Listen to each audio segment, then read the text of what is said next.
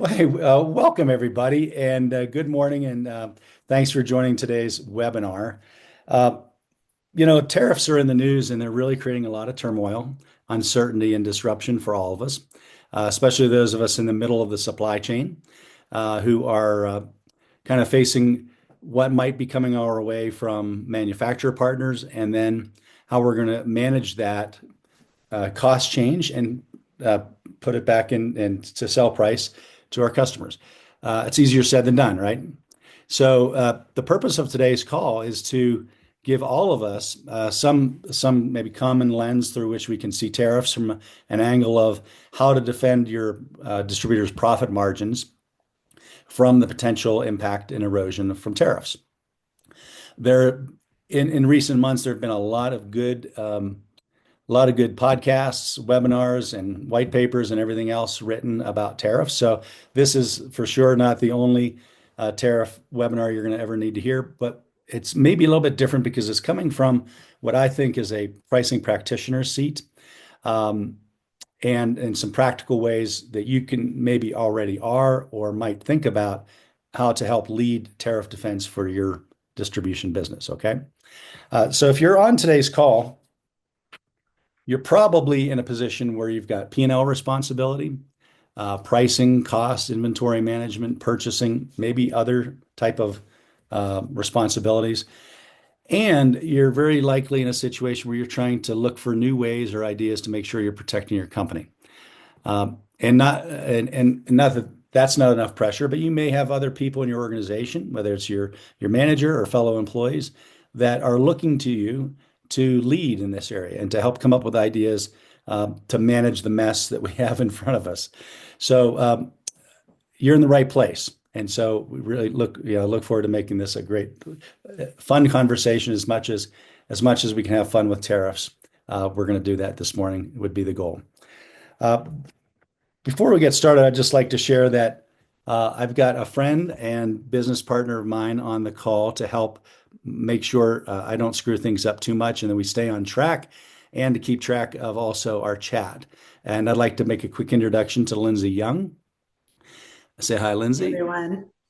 She is the president of Three Aspens Media, and she is an expert at helping distributor industry folks share their message about what they're doing. And she does a great job. I've been working with her for a while, and so I just wanted to give her a quick shout out. So thank you, Lindsay. I appreciate your help on this. All right.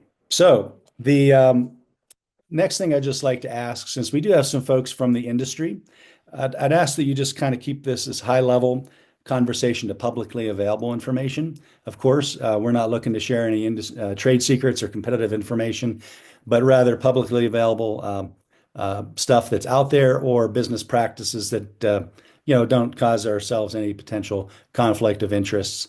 So I think that goes without saying, but I just wanted to mention that at the top. And with that said, I do hope that there's maybe opportunities for people who don't know one another yet. If you find that you might want to connect with someone else on the call, this is a networking opportunity too. All right. Very good. So we're tracking so far. All right.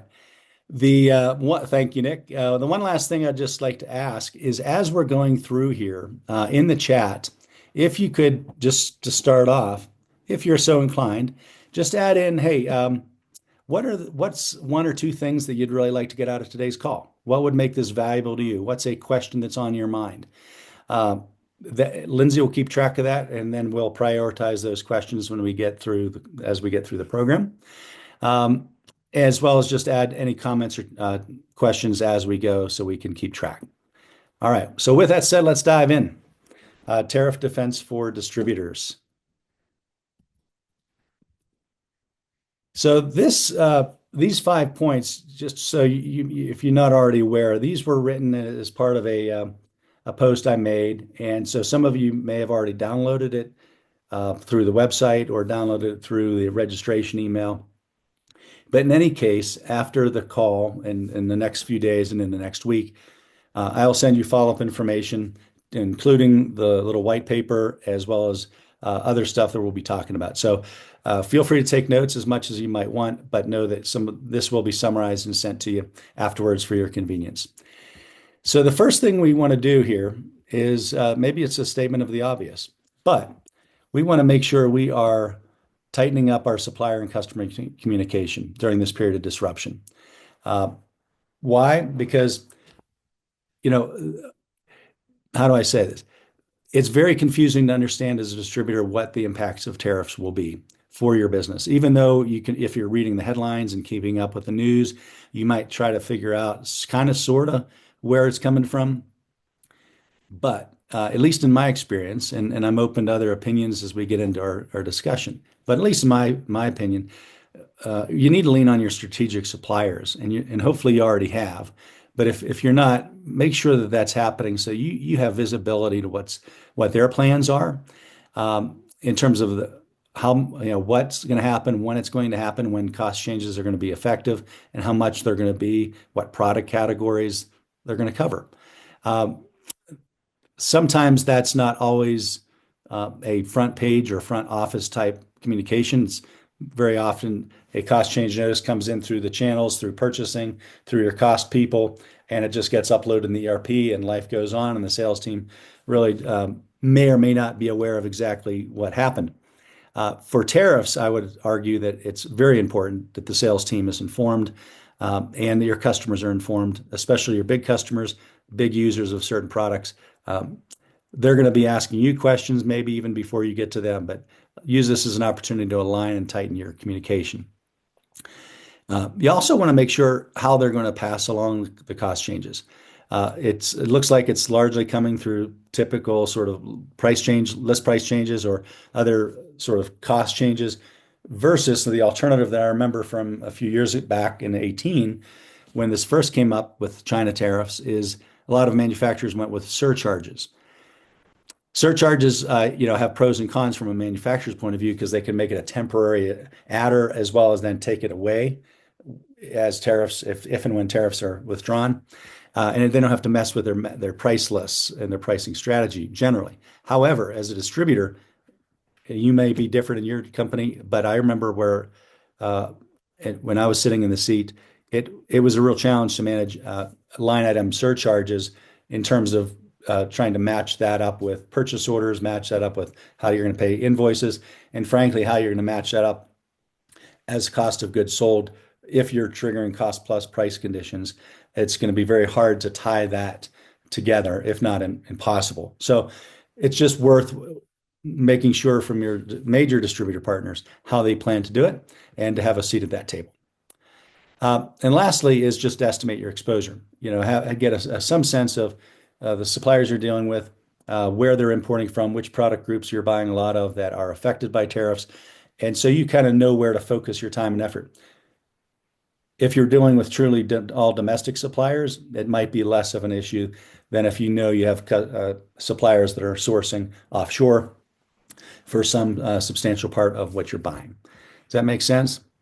So very good. So tracking so far, everybody on that? Any questions, comments?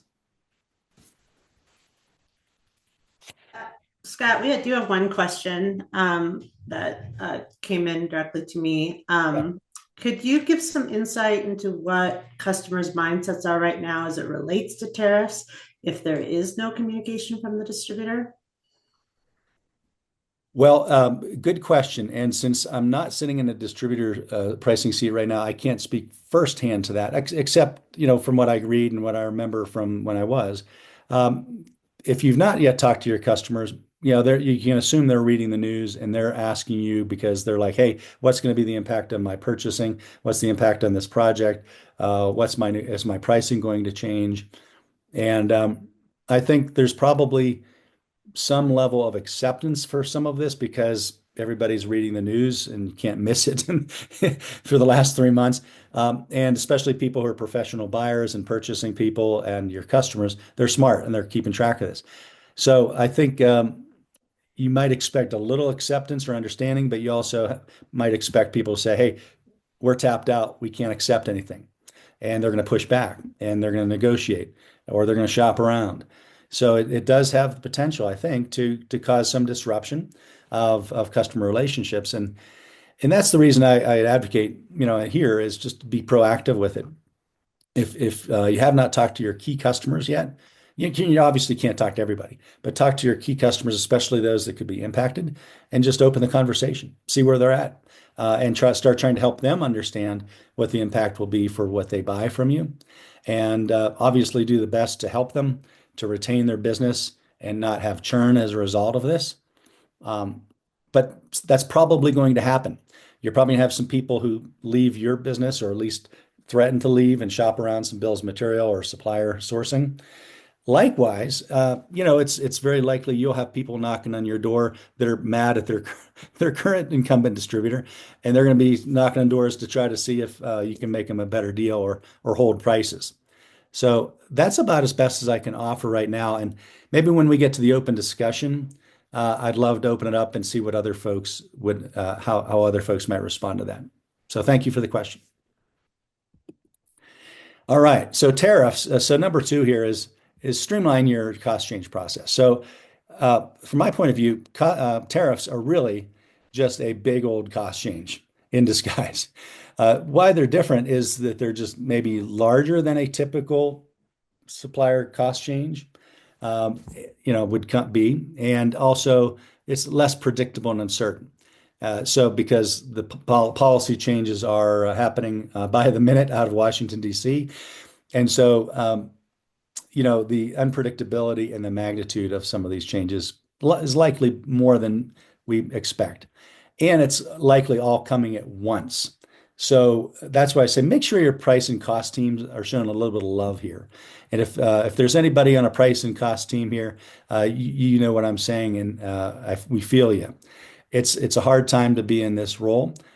So I encourage you to have if you're in those seats, hopefully you're getting support. And if you're in a seat where you can help support the folks that are doing that work, give them extra support. Make sure they got the tools and time that they need. Understand if they're behind on the work, if they're behind on processing increases. Whether it's yourself or somebody, just double check that process is going as well as planned. In my experience, it's an often overlooked part of the business, and it's sort of viewed as maybe back office administrative, and not a lot of people get down there and open the hood and talk to folks that are actually doing that work. I would encourage you to do that to make sure that there's not something happening that you should be aware of or that senior management should be aware of in your business. It's also a great opportunity if you haven't taken a look at your cost change process end to end for a while. Use this as an opportunity to open the hood and take a look and diagnose where you're at. And this really is the two ends. The A and the Z are this. A is the minute you get a cost change notice that formalizes a date and an effective an amount of a change. And the end point is when your customer accepts the new price. Okay. And there's a lot of stuff in between, but really that's the event you're trying to manage as seamlessly as possible and reduce the gap of time between your cost increase and the time you get price realization. Anything less than that is a profit leak. We can agree on that, right? And also move beyond the assumption that just because you're maybe predominantly cost plus, as a lot of distributors are, just because that's the case, don't assume that you're going to be protected automatically, because number one, you have to make sure your cost changes are going in promptly and accurately. That was the earlier point. And that you're getting customers to accept that price. Because like we talked about a minute ago, there's going to be pushback. And your sales team is going to be faced with having to negotiate these transactions or these orders or these quotes. And it's very possible that if your overrides are out of control now, that they're going to be even more out of control. Or if you have higher overrides that you're trying to reduce later or reduce as part of your pricing strategy, just keep an eye on your override rates, because that's going to indicate that you're not picking up the margin that you thought to cover the tariffs, and that's going to be a leak. One little tip you might consider, especially if you're in a pricing seat, is to do it before and after of your key suppliers. If you have for example, a cost change notice that went in April 1st from one of your major strategic suppliers. Um, See how things go in April and maybe into May, but measure your before and after. Measure maybe up through first quarter margin rate results for that supplier before the tariff increase. And then after a month, 2 months, 3 months, keep track of where your margin rate is on your sales for those months. And any dip there is going to represent margin leak and probably tariff related margin leakage. That means you want to get after that, or at least you want to consider how that fits with your strategy, and you don't want to live in that dip too long. So if you're cruising along at a certain margin rate and after the cost change, you start seeing a month or two of this, you want to do what you can to figure out what do you do to get your margins back on track. Okay. So that's a bit about the cost change process. As you can see, I'm a little bit passionate about that, but that's really how the engine works with this stuff, and you want to make sure your engine is running smooth. All right, I'm going to pause for a second and just double check. Are we tracking so far? Any questions, comments? I'd like just to pause and give you all a chance to let me know how it's landing.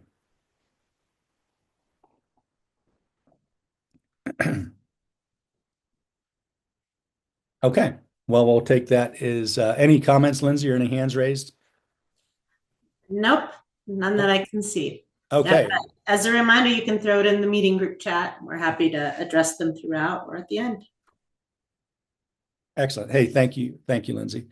And so let's we'll cruise right along here. So hopefully some of this is maybe stuff you've already been doing, maybe stuff you've thought of.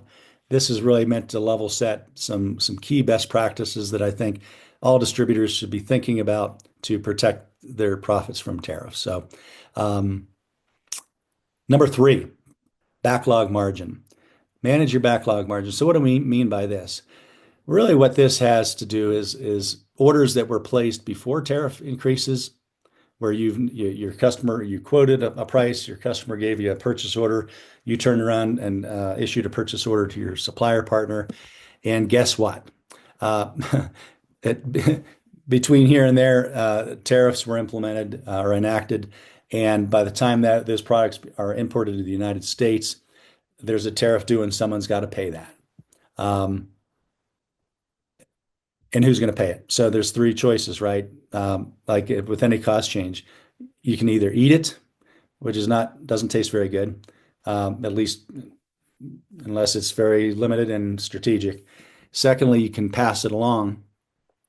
And thirdly, you can work with your supplier to negotiate some kind of relief or some sort of exceptions on per order basis or customer basis or some other strategic growth reason why perhaps you could get some of open orders exempted. So this could be a real risk. If you just as an example, if let's say you're in the electrical distribution business and you have a $1 million lighting order that was quoted 3 months ago, and this happens to be sourced from China. What happens when that container arrives in the port of Los Angeles to get imported? Well, somebody's going to have to pay a pretty big tariff on that. And your manufacturer is probably not going to want to do that. You're probably not going to want to do that. And your customer's probably not going to want to do it. And their customer's probably not going to want to do it. So you got to get visibility on that to make sure that you're not exposed and you don't have unpleasant surprises beyond, and beyond the things that you can't control. You want to be in control of what you can control. So one quick tactical suggestion is just to run a report on open orders and by supplier and start trying to understand your suppliers and product lines that are open and could be exposed to to tariff increases. You want to make sure those risks, high risk orders are flagged. The appropriate management, it's escalated to the appropriate management, probably in sales leadership, maybe in your purchasing team, wherever that lands in your company. But make sure that the right people know that those red flags are out there. And then communicate with customers. Depending on the magnitude of it, it might be a sales rep, it might be a branch manager, it might be somebody else, but you want to start negotiating those ideally before that container lands at the port of entry so that everybody's on the same page of how that's going to be handled. If your supplier is going to pass through the tariff to you, that's kind of like the number 1 question. And if so, is that negotiable? How do you want to handle that? And if they're like, yeah, hey, this is a this is a new cost that's going to be added to your invoice. Sorry, but then you have a situation to resolve on your end as a distributor to figure out how you're going to manage that with your customers. Um, and there's no easy answer on some of that, but it's better to have those cards on the table, especially on your big orders, so you avoid big surprises down the road. Okay. All right. Point number 4 is this is around fixed price, fixed sell price contracts, blanket orders, other sort of fixed price commitments that those of us in pricing might call nets, net prices. So it's a net fixed sell price regardless of cost. So if you have net sell prices out there, contractual commitments, that basically means you're committed to the sell price. And so it doesn't matter what your costs are, right? That's the whole idea of a contract, that you're giving cost visibility and certainty to your customer. Well, in light of tariffs, what are you going to do? That's the time where whoever's in charge of the pricing for contracts uh, needs to take a look at those. And maybe it's you if you're in that seat. Maybe it's a colleague. Maybe it's somebody you want to at least double check. Have they taken a look at contractual commitments and pricing agreements that are net sell prices in your ERP? And understand what those agreements look like and have an analysis of where you're exposed and where you need to open up conversations with your customers. That's the key thing is just analyze where you're at risk so you don't get surprised. You don't want to find yourself a month in after a tariff hits that you're all of a sudden billing at a loss and you're underwater on your contractual prices because your costs are now in excess of your sell price, or that your margins compressed to something that you can't live with. So you may have to eat some of that in the short run, but the sooner you can get ahead of it, the sooner you can have honest conversations with your customers to renegotiate, the better you're going to be. Um, very good. Let's take another pause, and I just wanted to check in. Any questions, comments from the audience?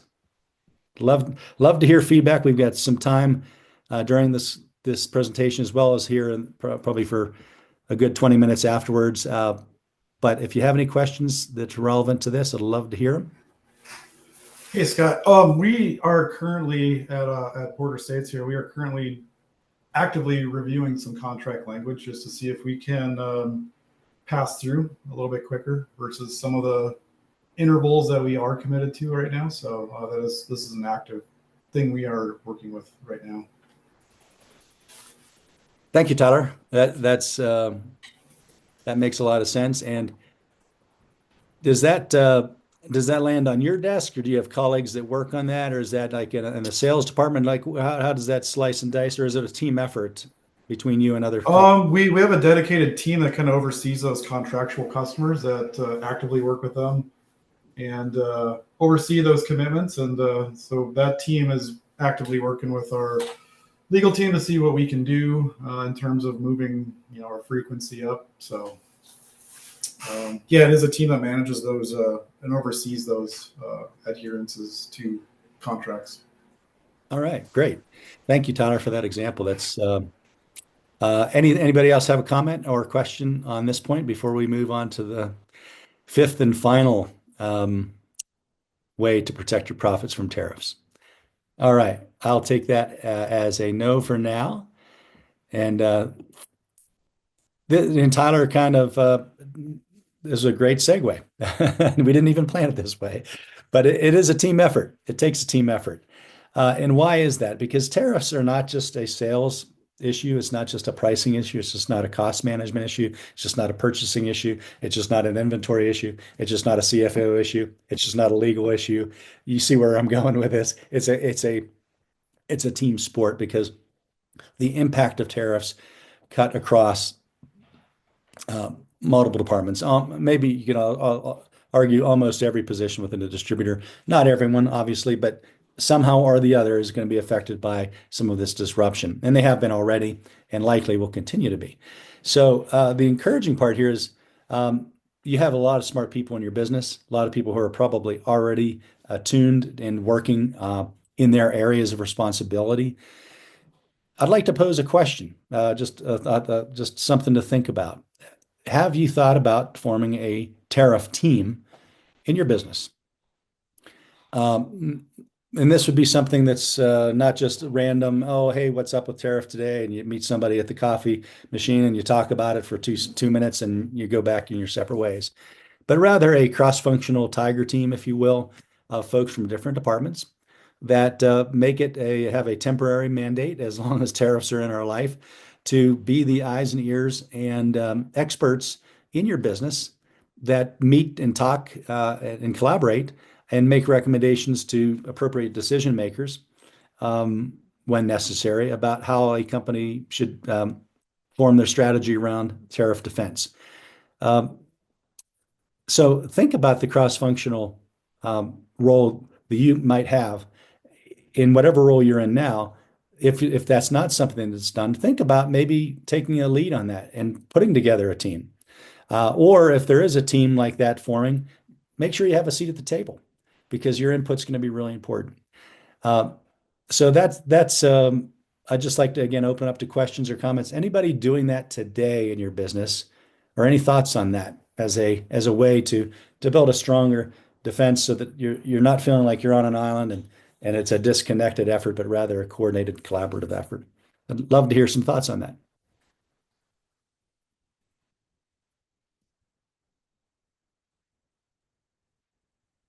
And we didn't say this at the front, but Lindsay has offered very generously to give Starbucks gift cards to whoever asks questions and makes comments to the benefit of the audience. So thank you for your Wow. generosity. You're trying to bribe them now. No, then we'll have time to talk about this more. But really, part of this is, and then we're going to start pivoting here to some other stuff. Not so much me talking, but I'd like to open it up, make this to learn from each other. So I've shared with you these 5 topics, some of which hopefully you're already doing or have thought of. Other stuff, it might be like, oh, this. Hopefully, there's some value you're getting from these ideas that you can translate to your job, to your company, going forward. Okay, well, we'll move on to the next slide. And this is something that I wanted to add because, there's not a lot of it's really a small world, right? And there's not a lot of it's a small industry, small world. And so those of us in this call represent a cross section of people in the industry, and in the software business, in the distributor business, and the advisory business that that have great sources of intelligence that you're tracking for tariffs. And what I'm trying to do here is what I'd like to ask you is to put into the chat sources of information you're following to keep track of tariffs. And what I'll do afterwards is we'll look at that chat. I'll clean that up and we'll anonymize it. But then I'm going to send a list in the next few days. You'll get some emails of follow-up notes from this call. And one of those items will be lists of resources that people think are good to follow. And of course, we can all watch the news and watch the financial news or read the newspaper and whatever news feed you keep track of. You're going to get the headlines. There's some other really good sources that dig a little deeper into industry impact to all the way through sort of the policy details of percentages and countries of origin and harmonized tariff codes. And you can get as deep in the rabbit hole as you want. But most of us don't have the time or interest to go that far. We want to know what the impacts are going to be for our business. So if you would, please add that in. I would very much appreciate it. And there is one question about the team. Can yes, I throw that at you? Yeah. So he says, you mentioned a few things about data in this conversation. What do you think are core data aspects that need to be brought in for the Tiger team to collaborate on? So I presume that visibility and the data that they need to be effective. Boy, that's a good question. Let me think about it for a minute. What data would be relevant for that team to keep track of? Well, the data point that's key is your supplier notices and how that's going to cut across your supplier product category or SKU base, and maybe understanding what the deltas are between where your cost is now and where it's going to go. Because for those of you who have seen supply, manufacturer cost change notices, it's not light reading. And it's very detailed in terms of how maybe they have an overall blended rate of just say 5% increase, just throwing out an example. But then when you get down to the details, it's 7% on this product line, 2% on this product line, none on another product line.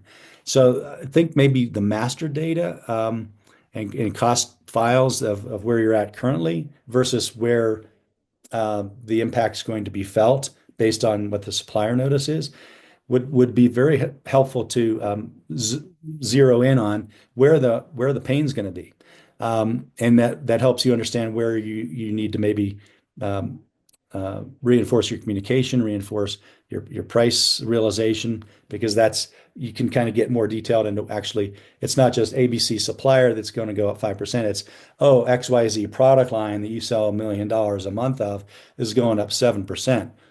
Okay, now that's something you can really deal with, and I think maybe that right now is the best I can answer in terms of the data that you might want to have. And there's probably some other data points that I'm not thinking of right now that I'd like to open up and to get into the open Q&A for others to comment on. But hopefully that gives you something in terms of your question. So thank you for asking. So thanks for that. And back to the tariff news sources.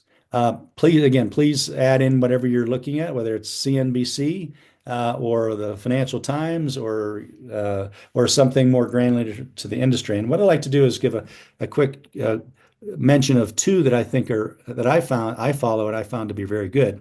One is shared by Border States, and Tyler happens to be on the call.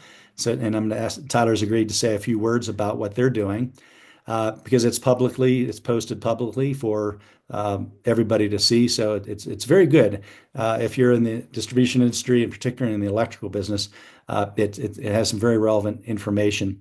The other is Channel Marketing Group. A lot of you may follow David Gordon.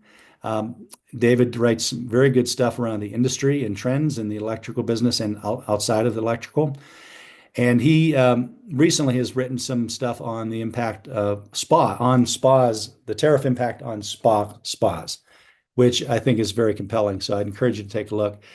But with that said, Tyler, if the floor is yours, if you don't mind coming back on here and maybe adding a few comments and color to what Border States has decided to put out into not only for your internal consumption for your own team, but for the industry. If you wouldn't mind maybe saying a few words about that, and then if you're able to tell folks where they can get that or add into the chat, and then we'll put that on the list that we send out afterwards. Thank you.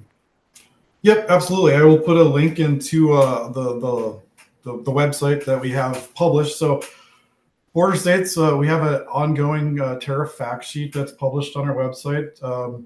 It's listed under our blog section, which I'll put it in the chat here under the Stay Informed as you're kind of scrolling through the bottom. And there is an option to subscribe, or if you just want to pop in from time to time and view the site for updates. The sheet is updated, I guess, whenever the government sites release an update. So there really isn't a cadence set, so to speak. Could change throughout the week, just depending on administration policy updates. And also, disclaimer: it's we try to put together the best of our ability. So please don't use it for any sort of legal advice. But it really gets pretty granular into the impacts of percentages and kind of date by date timeline to really kind of sift through all the different changes that have taken place. So it does a really good job of kind of just helping you digest it and sift through it. So. Yeah, and hats off to your team and the folks that put that together, because I find it to be very good, very comprehensive, and it represents a strategy. And I guess maybe just touch on this for a minute. As a distributor, and this maybe goes to a sales strategy or an executive strategy, is how do you want to communicate this? And I'm an advocate for transparency, because I think we're kind of all in this together, and we got to work through this in a way that's honest and transparent with our trusted partners, both on the manufacturer and on the customer side. And what Border States has chosen to do by through their publication of this, and fairly exhaustive sort of headline news recaps, as well as some indication of sourcing exposures for different product categories, how much is domestic, how much is coming in off from international markets. And it's just, I think, something that sets a good example because it's very clear to customers what you're doing, and you're putting the cards on the table and explaining what you're dealing with, and that helps them understand what the impact will be for customers. And so if as you're sitting in your distributor seat, it's just something to think about. Are you leading on this? Are you communicating proactively and publicly? Is this and there's no right or wrong answer. I'm not trying to say that there is a right or wrong answer, but making sure that you're not leaving it to chance, I think, is the point. So whether your plan is to do it sort of transparently and publicly, or more one-on-one privately, or more managerially to key decision makers and buyers, or if you're leaving it up to your sales force to talk to people, or if you're putting a post on LinkedIn, like I've seen a few distributors do, that's just sort of setting this stage, giving your sales team air cover. Because the last thing you want, at least in my experience, in my opinion, last thing you want is your sales team to be out there by themselves, fighting this battle, and having no air cover from senior management about the outcomes or about the guidance on how they should handle it or how they should message it. You'll be much better off with your customers if you have a consistent message that is thought through, and fair, and it makes sense. I'm not saying you're going to give every sales rep a script of, hey, say these 5 things in this exact order, but you may consider a slide about talking points or common questions to expect, and here's how to answer on behalf of the strategy and messaging decisions of your company. You will be much better off, ultimately, in your price realization, in your customer relationships, in your trust, if you have a plan, whatever that plan might be. But just don't leave it to chance and hope for the best and just figure out, well, the sales rep will handle that.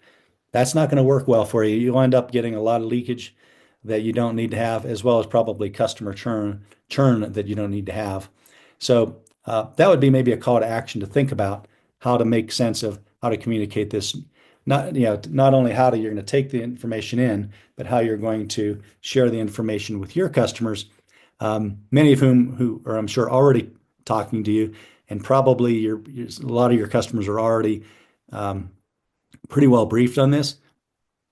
But again, if you're not sure, don't assume. Talk to your sales leadership and just say, hey, what's been our plan for communicating tariff impact and how it's going to affect our pricing? And have a conversation, maybe bring that to your Tiger team on your tariff team if you're going to put one together. That would be a great first subject is, hey, we got these things coming in. One of the topics is, hey, how are we going to communicate with our customers? What's the best way that fits our culture to do this in the right way, and execute? All right.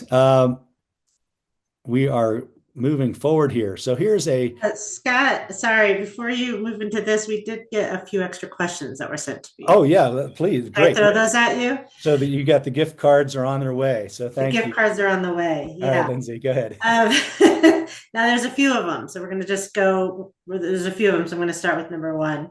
Let's do it. He asks the format of how tariffs arrive from the supplier.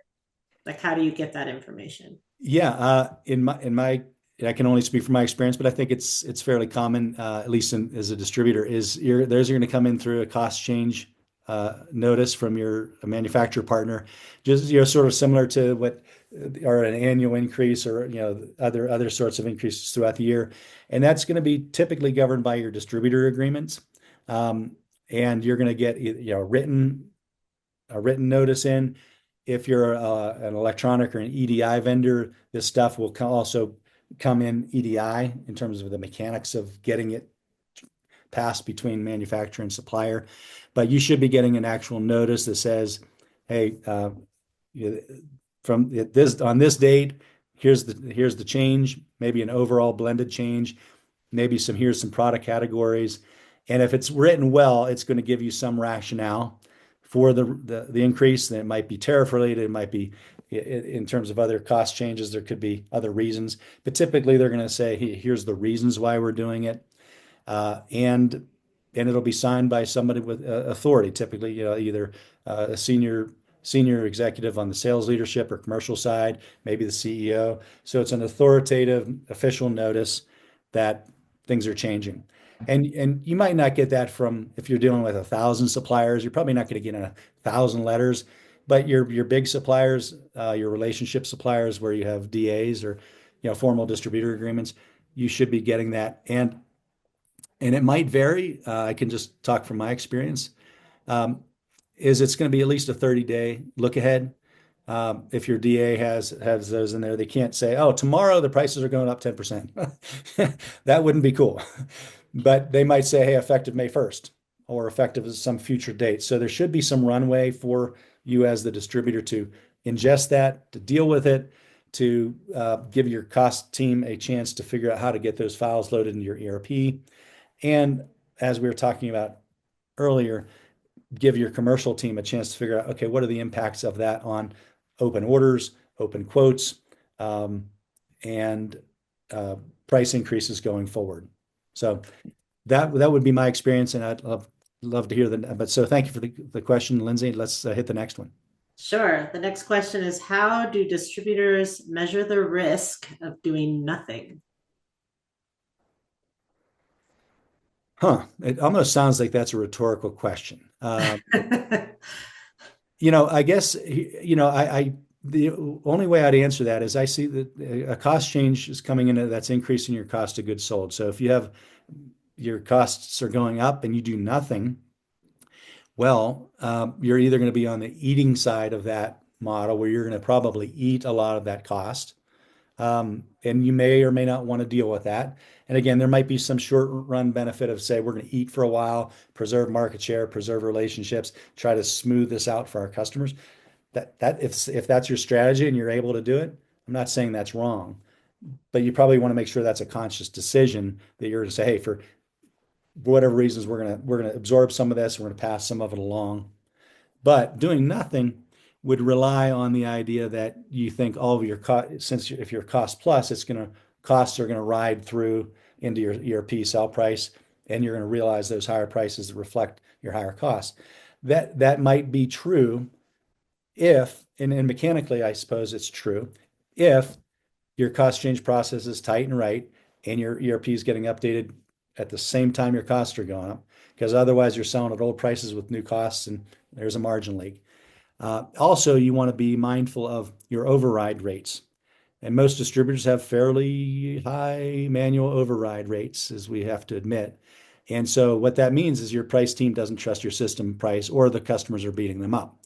And so if the costs go up and price goes up because of the tariff increase on your cost plus condition, well, do you think if your customers are just going to accept that all the time? Okay, you're right. Maybe you can do nothing. Then you got it on autopilot and you're one of the lucky ones.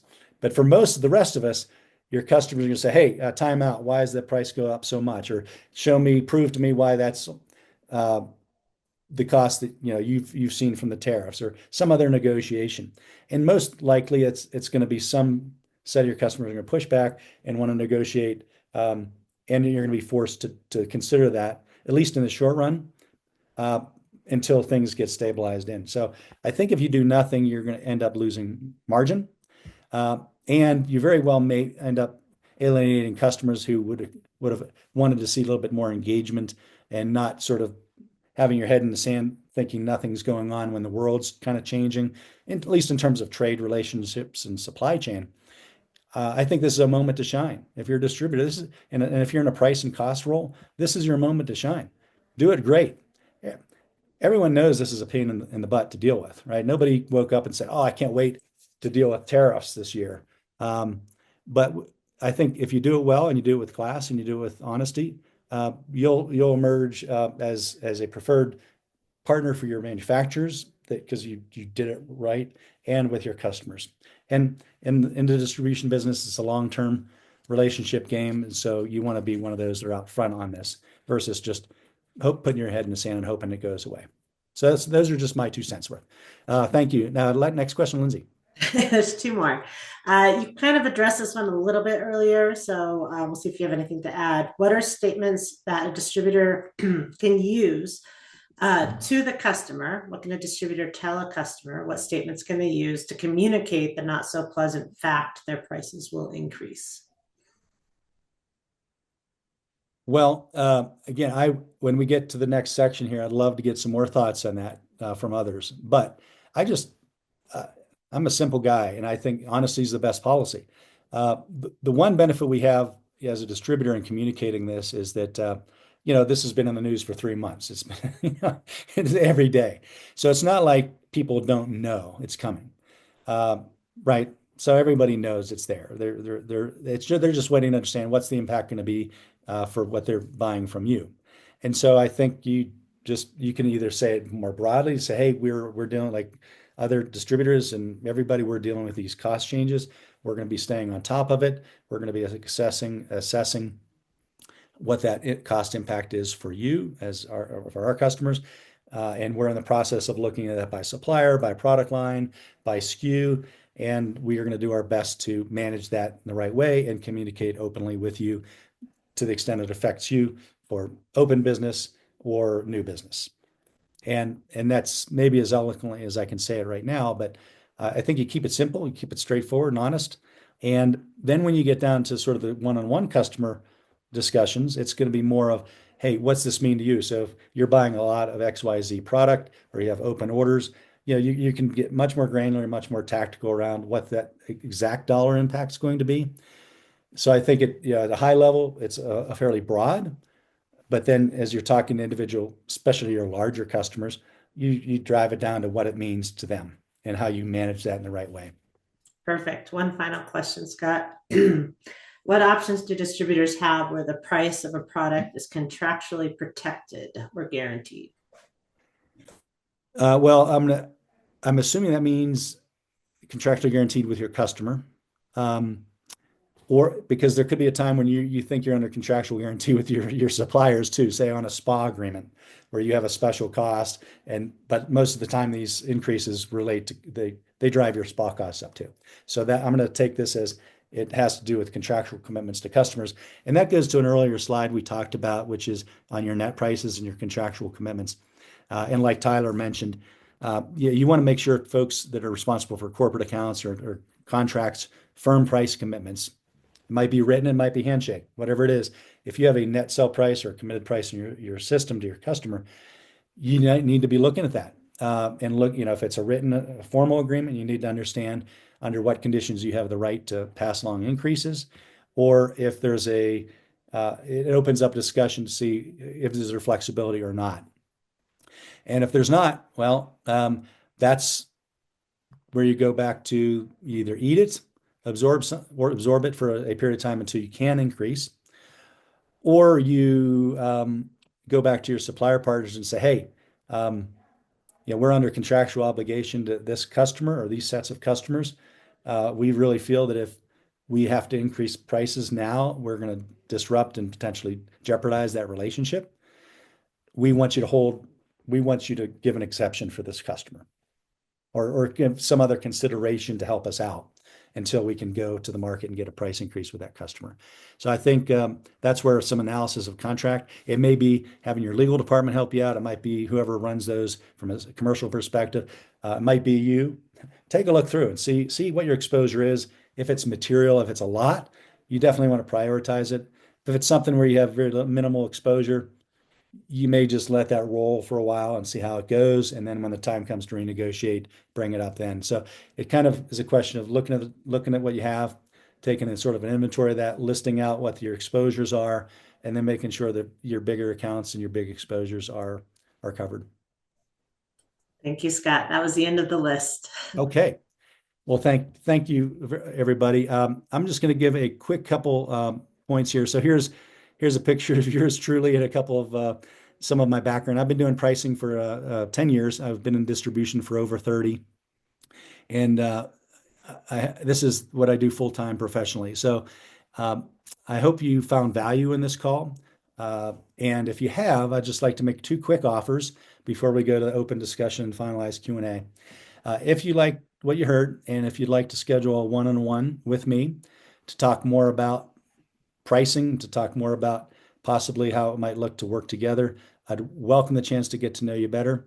You can book a one-on-one call with me through my website. There's a Calendly link, or just shoot me a message and we can set up something to talk. No pressure, no obligation, no sales pitch.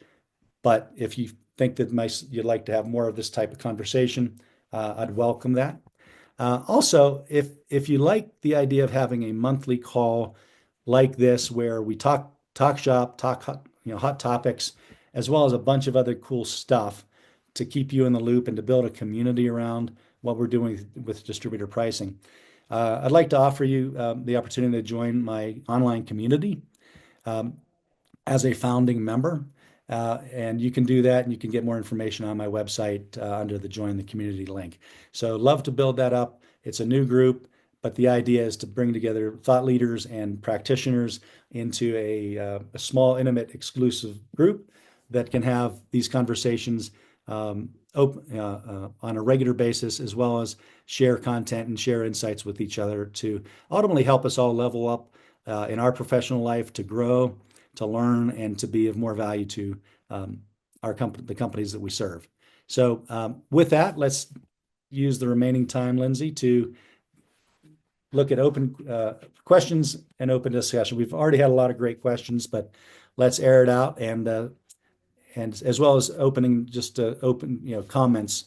If you don't have a question but would like to make a comment or follow up on something that was asked before, the floor is yours. Thank you.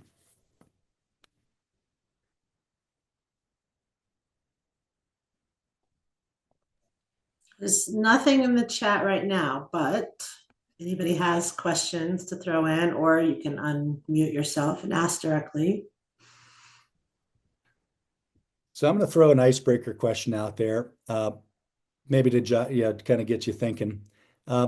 Just what if you could say, what's your biggest tariff challenge or concern today in the seat in which you sit, especially those of you in distributor seats, but it could be anybody. What is the headline that if you had say, this is my biggest challenge or concern? Let's love to hear what you're thinking and what's on your mind. I'll just go back to probably one of the biggest concerns on us is those contractual customers and being able to pass those cost increases on efficiently. That's kind of our biggest hurdle that we want to get our arms around and see how we can do that better. Outside of that is the communication, just making sure the right people have the right information when they need it, when they're having the conversations with their customers. I mean, everybody's reading the same news stories, so to speak, but it's just, what are we seeing from a distribution standpoint, and then how are we able to hopefully mitigate some of that, but that's not always possible. So how are we best partnering with our customers to really bring the pricing forward, so to speak. So that's kind of our biggest struggles and kind of where our opportunities are at right now. Thank you, Tyler. Tyler brings up a good point, and it's something that maybe is a thread that goes through some of this, but the pressure on your commercial teams and your sales teams is high to get this right. And so if it's been a while since you've done some sales negotiation training or other types of training with your frontline sales team, it might be a good time to think about that, because they're getting beat up like crazy, and they're in the middle of this uncertainty, sort of that bridge between you and your customer base, whether it's a large contractual customer or it could be any customer that's calling in and has sticker shock about pricing. So think about making sure that your sales team is adequately prepared with talking points, with communication, and even with actually training on negotiating skills. That's something that is always good to do. The other thing to think about is you're looking through these processes, and the question came up earlier about data. Maybe this would be a topic of another call, actually, is how are you using data in your business today? How are you using analytics? How are you using software tools and the powerful AI tools that are out there today? We're fortunate enough to have a few people on this call that do that for a living. And, it's important that if you're doing this manually in your business, you're probably going to come out on the losing side. So where you can introduce new analytics or software that manages pricing optimization, manages cost side optimization, manages special price agreement rebates, the better off you're going to be, because your cost change process and your pricing process right now, it's getting pressure tested. It's under that heat lamp, right? The spotlight is on those of us in these chairs right now. So to the extent you can influence it, to the extent you can have a team that looks at this, figure out where those bottlenecks are today in your processes, and figure out how you can automate or provide better, richer data analytics to your sales team and decision makers, because that will help you then figure out the right decisions to make based on your strategies, your culture, your values. It'll make it much clearer what to do when you have visibility of what potential scenarios are going to be. So that might be something that, besides the idea of making sure your sales force is prepared, think about what kind of data can you put in front of them or their leadership to help them understand, here's the direction we need to go and here's why. And that's going to be invaluable. So I think we'll just end on that note. And so I want to wrap up and just say, hey, I really appreciate y'all joining this morning. I appreciate the questions and the engagement, and your interest in attending. So with that, Lindsay, is there anything else in the chat that we need to talk about, or should we adjourn? Nope, the questions, there's no more questions. Okay. Well, hey, have a great day, everybody. Thanks again for joining, and look forward to talking to you again soon. Take care.